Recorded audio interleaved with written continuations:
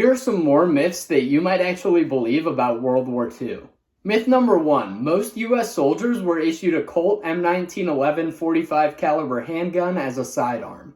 In reality, sidearms were rarely ever issued to enlisted riflemen. They were issued to officers, and they were issued instead of a rifle to soldiers who had certain other jobs. For example, if somebody was in charge of operating a bazooka, they would probably get a 45 instead of having to carry an entire rifle in addition to the bazooka. This also applied to people who weren't on the front lines, like maybe a truck driver or a radio operator. But since they weren't issued, many troops found other ways of getting their hands on sidearms because they knew they might come in handy. This included trading or stealing handguns from other troops, picking up enemy weapons to use, or even having friends and family back home mail them handguns.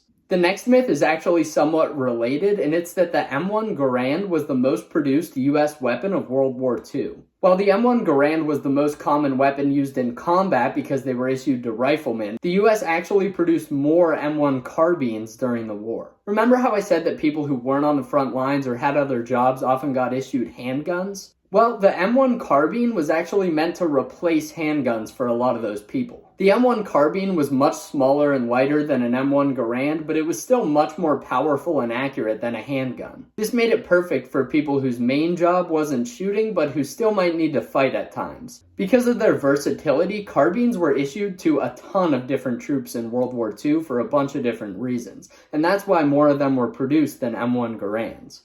The last myth is that the M1 carbine is actually pronounced M1 Carbine. People love to argue over whether it's pronounced carbine or carbine, but in reality, both are perfectly fine ways to say the word. If you're an American, let me know whether you say carbine or carbine and where you learned the word. I've heard other people say that most firearms professionals say carbine, but most airsofters and gamers say carbine. So I'm curious to see if that's really the case.